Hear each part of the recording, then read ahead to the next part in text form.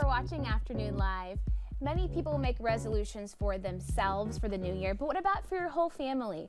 Joining us now with his suggestions for family goals, we welcome back world-renowned pediatrician and the author of The Happiest Baby on the Block, Dr. Harvey Karp. It's great to chat with you today. Thanks for joining us. Yeah, my pleasure. Thanks for having me. So I love this because you've got ideas to keep us more healthy, better rested, and more connected, a really holistic approach. Yeah, that's the goal. And inexpensive because everybody's got a tight budget these days. Absolutely. So we can start with books. Just reading together is a great way to stay connected.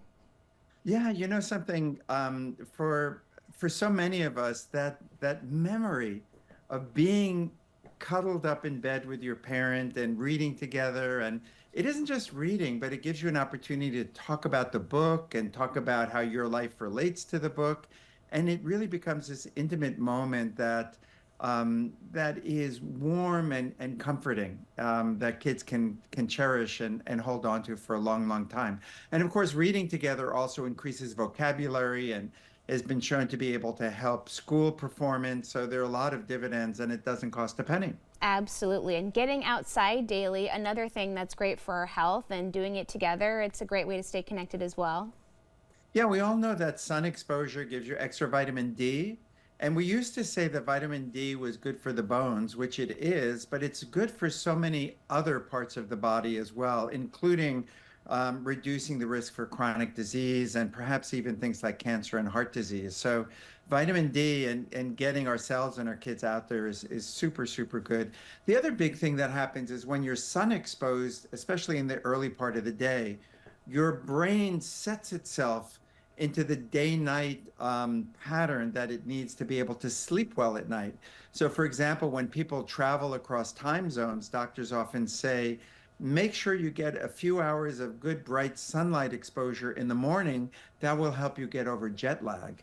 And so getting that sun exposure early on shuts off your brain's melatonin and gets you clear-minded for the entire day and set up for the melatonin to come back at night to help you sleep. That makes a lot of sense. Okay, the next tip is prioritizing rest, which easier said than done. I know you have some good ideas, though, to help guide us that direction. Yeah, you know, we're a very sleep-deprived nation, and a lot of people put on their resolutions, I gotta get more sleep, because we know it helps your mood, it helps your memory, it helps your thinking. And ultimately, we now know that it's also helpful in reducing the risks of heart disease and other chronic diseases, maybe even Alzheimer's disease.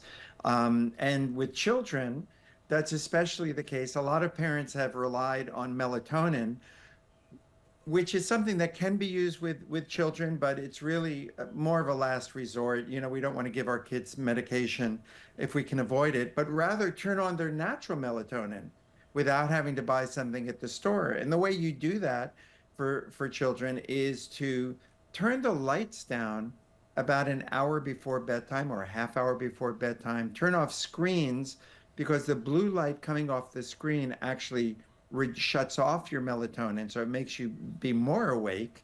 And then turn on some white noise, like maybe a half hour before bedtime. So it's just playing in the background, and that signals the brain that sleep is coming. You can also cool the room a little bit.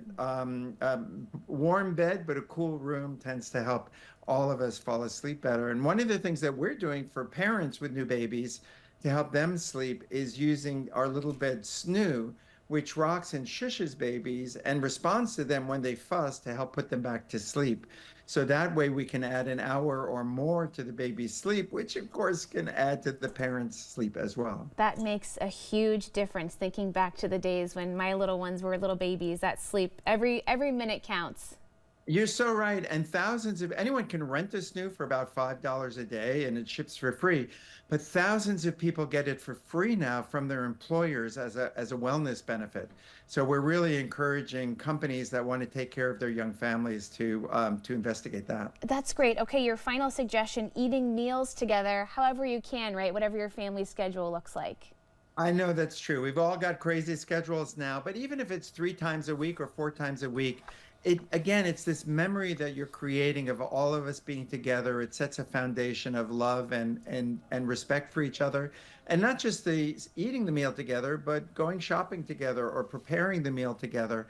Eating together is associated with improved school outcomes, reduced teenage sexuality, improved entrance into college. It sounds crazy that such a simple process can be so effective, but it's been demonstrated to be so. Yeah, good quality time, however you can find it, always benefits the family. Thank you so much for talking with us today.